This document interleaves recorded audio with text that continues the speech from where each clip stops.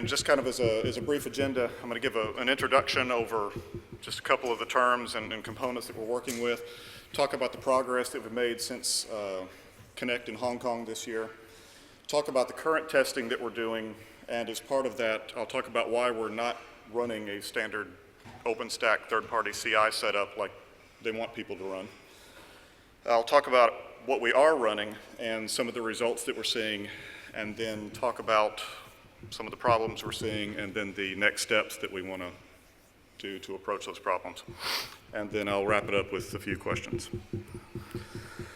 So before I really get started, I do want to thank Andrew McDermott. I've been working with him for almost the last couple of years on this. He left Linaro for other opportunities just within the last month or so, but he's been instrumental in getting all of this working, so I wanted to make sure to tell him thank you. All right.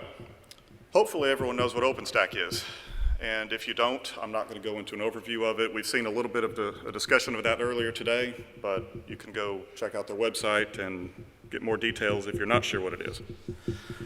Devstack. If you're not aware of what Devstack is, it's a set of scripts that are used to deploy a developer-oriented OpenStack environment. It makes a lot of assumptions about what to do when it's installing, and it deploys a working, extremely non-production deployment of OpenStack on a single node. Tempest is the integration test suite that you can use to verify an OpenStack deployment. It tests all of the APIs, it tests a few scenarios, but it does not do any kind of performance or benchmarking testing. That's left to other projects. Running Tempest as part of a Devstack deployment makes it fairly easy to set up and use because Devstack itself sets up all of the Tempest configurations that you need.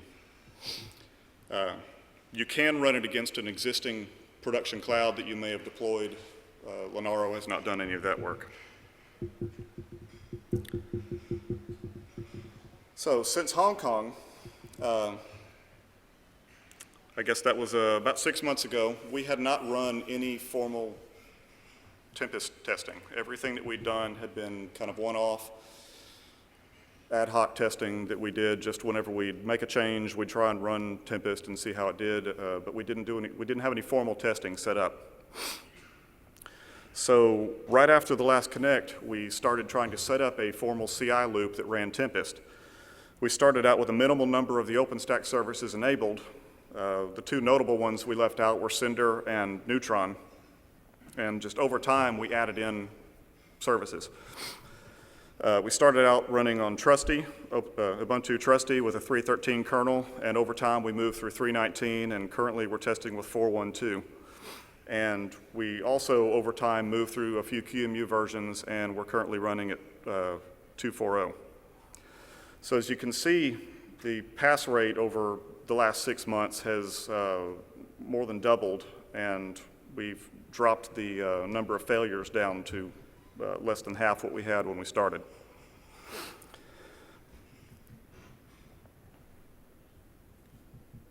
All right, this is just a slightly different view of the data. So again, in March, and this was just a few test results that I pulled out visually from what we had. We started out with Tempest detecting 713 tests that it wanted to run, and out of those 713, we only had 470 of them pass. So we had a pretty abysmal failure rate. Pretty bad pass rate. We had 51 tests failing, and we had 192 tests that were skipping. So out of all of those, we didn't understand why we had the failures, and we did not understand why we had so many tests skipping. So fast forward to results that we're getting here in September. So we're testing with two Ubuntu releases, both Trusty and Wiley, and we're getting approximately 1,500 tests that are running, and out of those 1,500, about 1,430 are passing. So we've got the pass rate up to about 94%. We still have about 23 tests that are failing. It's half what we had in March, but it is a very low percentage of what we have passing now. And we are down to 5 tests that are being skipped for good reasons. We do have a large set of tests that are classified as skipping, but we've determined that those are tests that we can ignore for various reasons, and I'll get into a few of those later. And I'll go into a little more details on how this graph's getting generated later, but it does show over, and I'm not exactly sure what the time scale is on this, but it does show the progress that's been made with our testing and some of the key points where we had major changes in our pass and failure rates. So the first one over to the left, we got a pretty big jump whenever we enabled Cinder and Neutron. A little bit after that, we got another jump by enabling a newer kernel. And the little dip was where I made a mistake in the configuration files and reverted back to an old kernel. So we fixed that again, and the second from the right is when we enabled some additional configuration options in the kernel to get some network support in that was missing from, that was preventing some Neutron tests from passing. And then towards the very end, we got our pass rate up a little bit higher by getting volume hot plug working when we started using VirtIO SCSI for hot plug. And we also started using a different test image. Instead of an Ubuntu Cloud image, we started using a newly available Ceros for ARM64 image.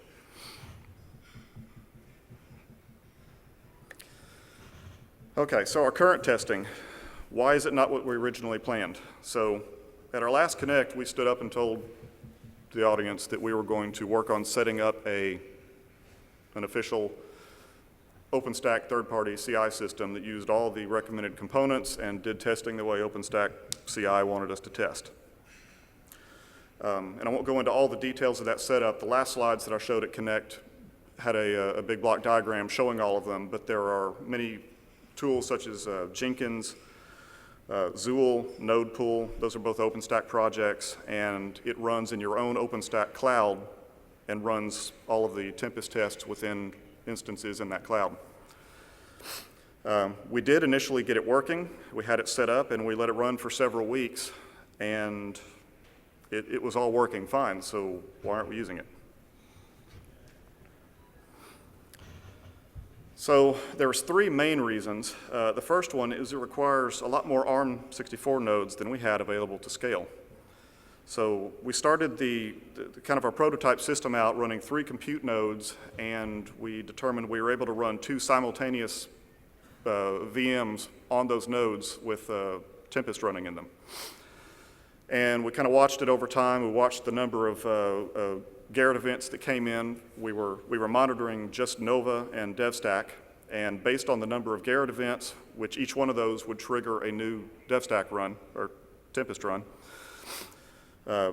So based on the events that we had coming, based on the number of nodes that we had, and based on how long it took to complete an entire test run, we determined that there was no way that we were going to be able to keep up. And this was just by watching changes for Nova and Devstack.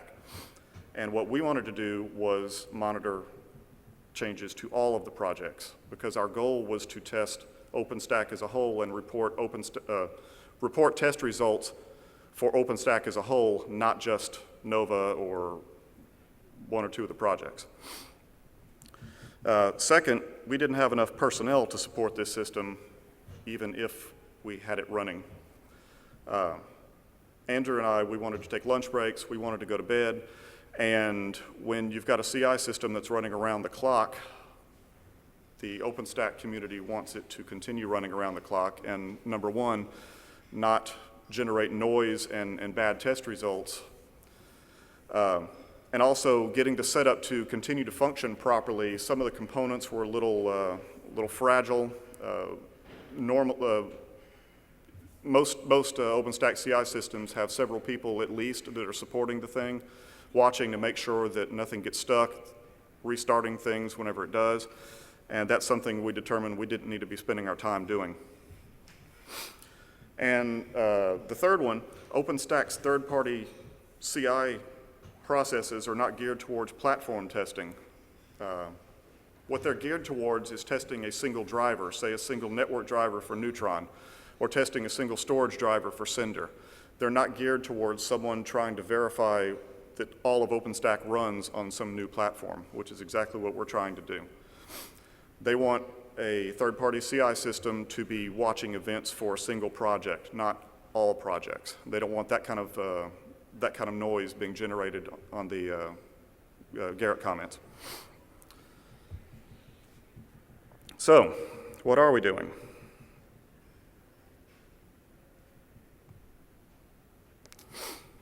All right, what we did set up was a CI system using our existing Jenkins and using our existing Lava tools to run Tempest nightly on ARM64 systems. We've set it up as a matrix CI job, so we're testing right now 2 Openstack branches. We're testing master, and we're testing the last stable released, which is Kilo.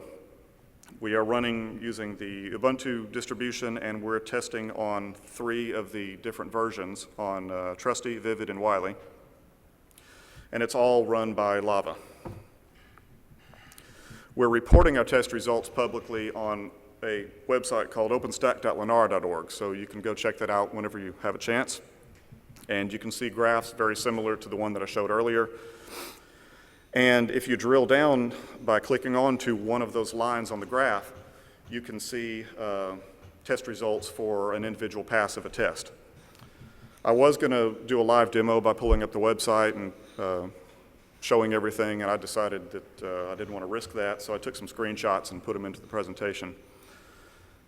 At the top of the website, it'll show all the different test combinations that we test and some statistics on our average pass rates. And if you scroll down a little further, you'll start seeing graphs for the different test combinations that we're running. So this is one testing stable Kilo on Trusty, and it's showing the last several results. And you can see the pass rate, or so the passing tests, failing tests, and the ones we're skipping. So if you were to click on one of those bars, you can see the results for a single test, and you'll see this just the description of what the test included, what services we had enabled, the statistics for what passed and failed, the total number of tests attempted. There's a link to get to all the logs, so the same logs that you could get if you looked at a Tempest run from upstream Openstack CI, you can get to the same logs by clicking the link here. And then if you scroll further down on the page, you'll see grids that list off the number, or the exact tests that failed and the ones that were skipped.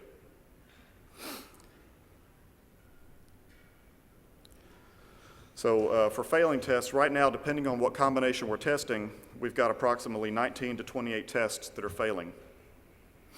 Many of the failures that we eliminated over the last 6 months have not been due to any problems in the OpenStack code itself. It's been configuration problems in Tempest or due to the cloud image we were testing with.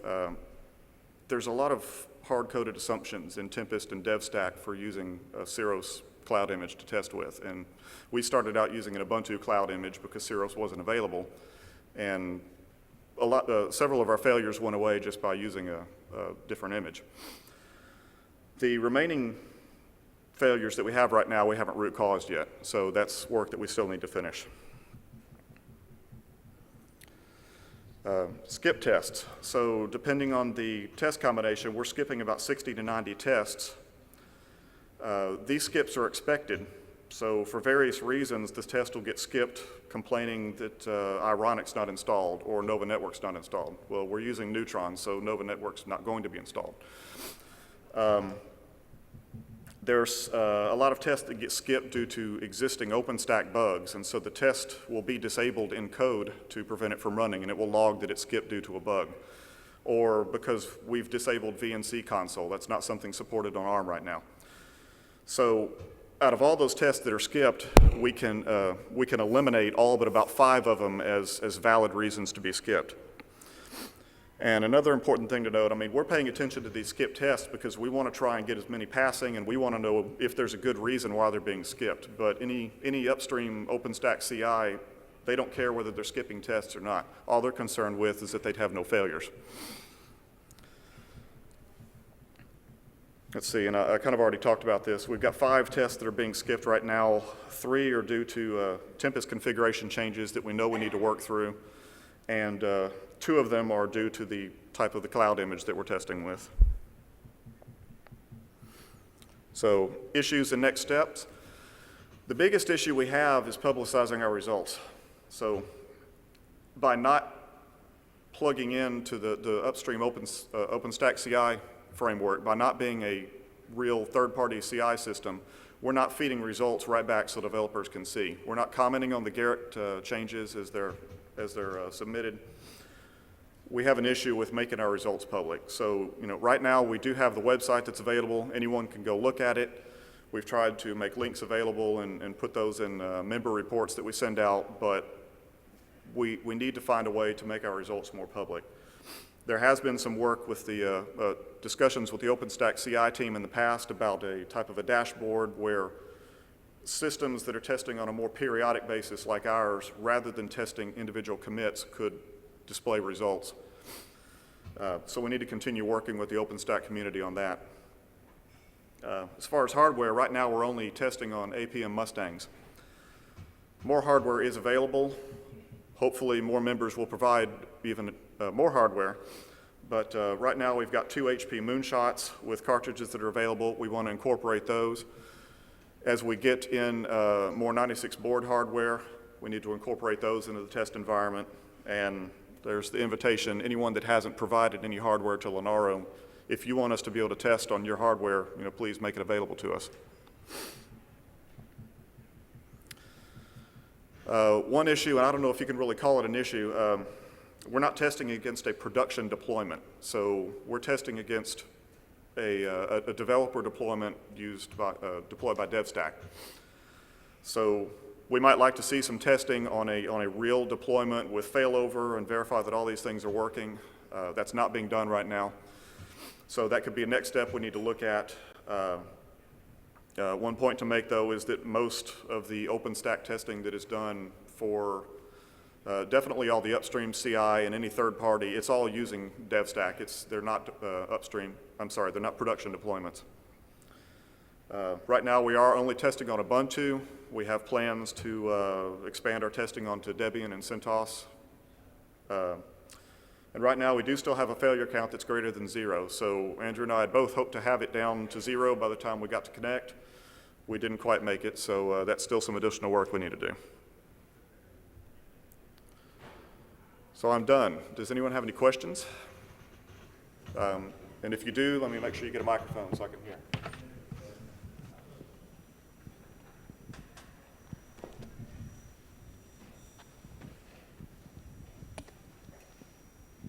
So you mentioned VNC console not being supported, so that's why some tests are skipped. Are there other things that are not supported on ARM yet? And if so, how are we tracking those? There are a few things. Volume hot plug used to not be supported. Right before Connect, we got that working. Hot plugging network interfaces is still not supported. We do have a number of tests that are failing or being skipped due to that. I'm trying to think of anything else that's big. That's really about it. I think those are the only ones we're tracking. Any other questions? Linda, how about you? Do you have a question? So in all the testing, are you finding problems where they break ARM? Or is it all pretty good and pretty architecture neutral? And can I answer part of that? Sure. Now, what I was going to ask you to key off of the work you had to do with KeyMute, for example. I couldn't hear you. So I wanted to know the work around KeyMute that you had to do. So it was busted on ARM, and then you had to patch KeyMute so it could actually work. Well, we didn't really patch anything. We just used a newer version.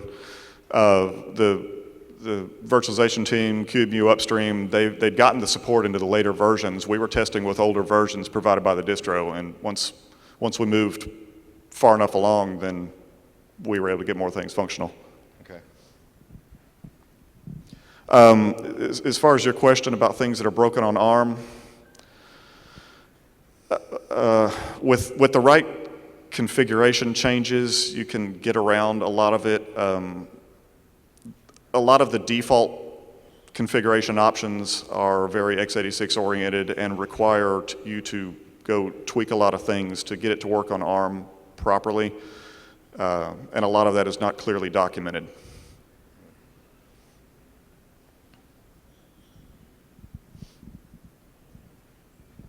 What's your experience been with repeatability? Let's say you take a given set of snapshot of Nova and Neutron and say a few other services, and let's say you restart it like 10 times on Devstack. Have you seen any races at all with, let's say, Neutron not even starting successfully, or you're seeing it pretty stable and repeatable? I guess the problems that we've had with doing, so we haven't used snapshots of code really, other than, say testing a stable release, which is fairly static. We haven't seen problems like that related to the code. It's been more the underlying hardware stability is what we've had issues with. Okay. All right, thanks. Any other questions? All right, please, if you could. Thank you. Okay. Give your hands. Thank you, Clark.